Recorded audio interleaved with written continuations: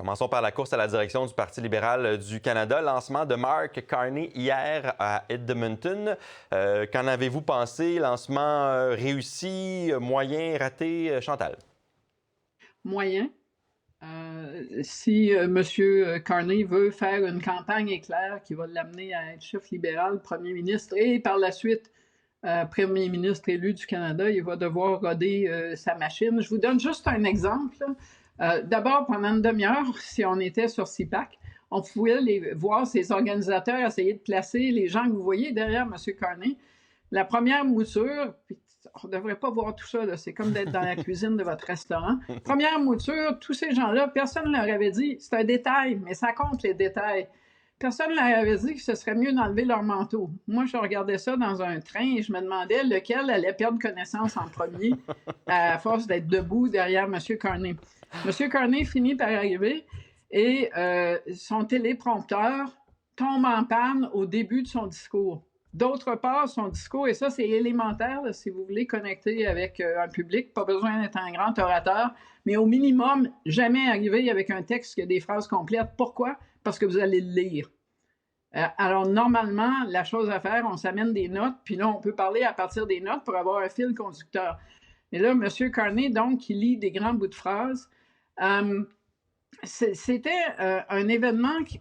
En politique, l'important, c'est d'être à la hauteur ou au-dessus des attentes. C'est ça qui compte. Par exemple, l'entrevue de M. Carney, plus tôt dans la semaine, sur un réseau américain, au-dessus des attentes. Pourquoi? Parce qu'on ne savait pas qu'il y avait une personnalité. Les banquiers ne sont pas payés pour faire ça. Ouais. Et il était très bon, sens d'humour, et il manie bien la formule. Lancement hier, décidément en dessous des attentes. Ça n'en fait pas un échec, mais ça en fait un résultat extraordinairement moyen. En plus, il devrait passer peut-être un peu plus de temps à parler français avec les gens de son équipe qui maîtrisent la langue en autant qu'il y en ait. Jonathan, qu'est-ce que vous en avez pensé? Mark Carney a beaucoup utilisé le hockey dans sa conférence de presse, la symbolique d'être à Edmonton, l'Arena, puis il a fait beaucoup des analogies sportives avec le hockey. Mais si j'allais dans le même sens, j'aurais envie de dire que sa conférence de presse était aussi excitante que de regarder du curling à la télévision. Là. C'est pas gentil pour les amateurs de curling. Je sais, puis je fais exprès parce que j'ai beaucoup d'amis qui jouent au curling, donc je leur fais un petit clin d'œil en même temps. Mais c'était terriblement plate, le discours. Ceci étant dit, j'ai trouvé que la période de questions était plus intéressante.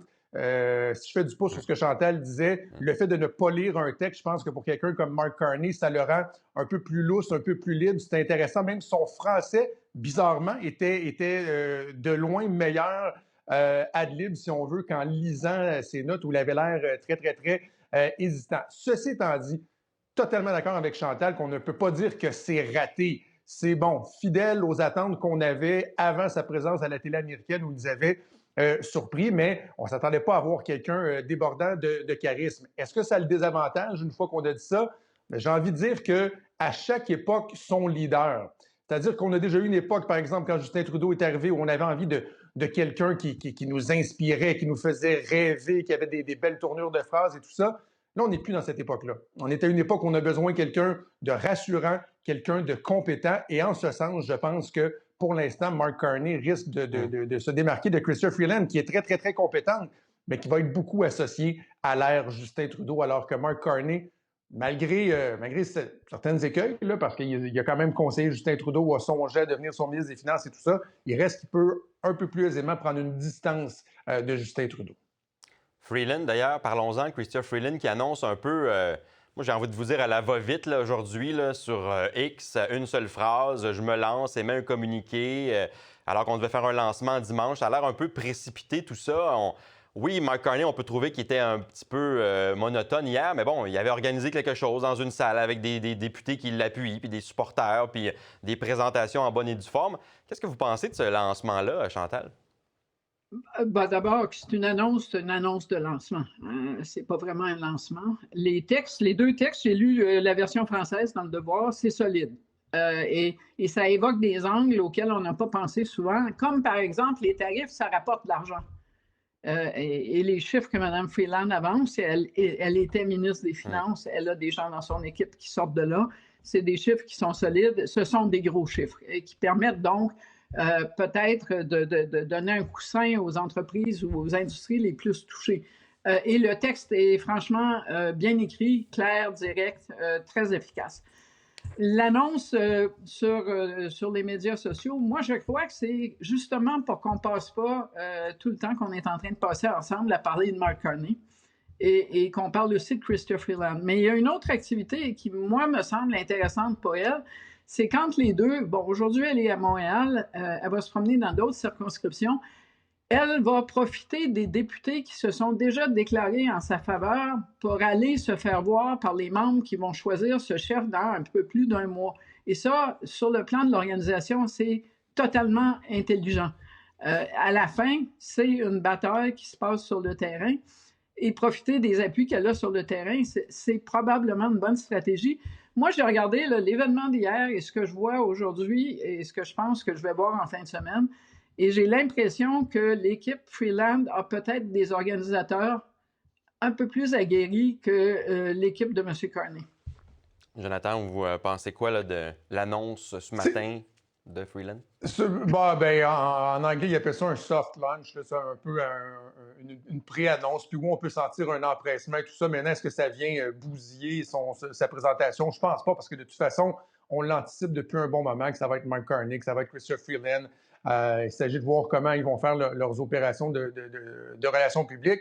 Ce que je trouve intéressant, c'est le fait que Mme Freeland, justement, avant son lancement, soit du côté de Montréal, soit au Québec, parce qu'on a tous noté, à date en tout cas, un manque de sensibilité de M. Carney envers le Québec, des médias qui se plaignent de ne pas avoir de retour d'appel de son entourage. Moi, je continue, je martèle ça depuis le 31 décembre, mais la lettre ouverte qu'il a publiée dans les médias en anglais et la version française qu'il a publiée sur le site de l'Initiative Canada 2020, qui avait juste été, pardonnez-moi l'expression, mais sacrée dans le Google Translate avec des tournures de phrases épouvantables. J'ai trouvé que c'était un manque de respect élémentaire envers le Québec. Donc, que Mme Freeland soit au Québec, soit à Montréal, aille à la rencontre des gens. Puis on parle de la sensibilité qu'elle a envers le Québec. Il y a des gens qui ont travaillé pour elle qui me disaient elle insistait pour qu'on lui parle en français, tout ça. Donc, en ce sens-là, je pense que c'est bien.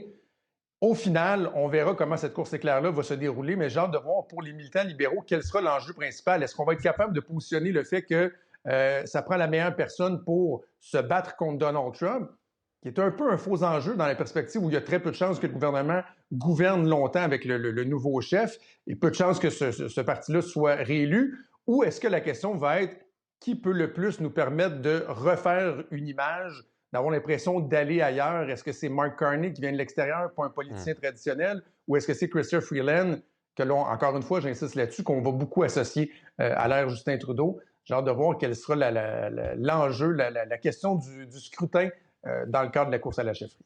Rapidement, Chantal. Normalement, là, le Parti libéral serait à la recherche de quelqu'un qui peut mettre 2 élections pour rebâtir le parti.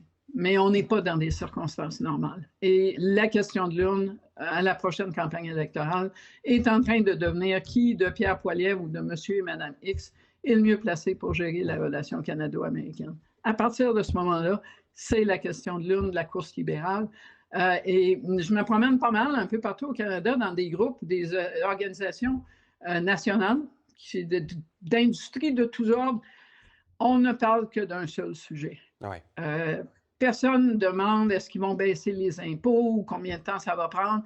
La vraie question qui revient à chaque fois, c'est comment est-ce que l'un ou l'autre gérerait la relation avec Donald Trump pour minimiser les dégâts? Et cette question-là est incontournable maintenant. C'est dommage pour Mme Karine Gould qui a le profil de l'autre choix, celui de la reconstruction. Mais il y a une chose sur laquelle Mark Carney et Chrystia Freeland s'entendent, c'est la question pour eux, c'est moi, je suis la meilleure personne pour gérer Donald Trump. Et ça va être la question à laquelle les libéraux vont répondre parce qu'ils sont convaincus que sur ce terrain-là, Pierre Poilievre est moins avantagé que quand il voulait faire campagne sur le bilan libéral et sur Justin Trudeau. Pour voir nos émissions en entier, rendez-vous sur la chaîne Ici RDI.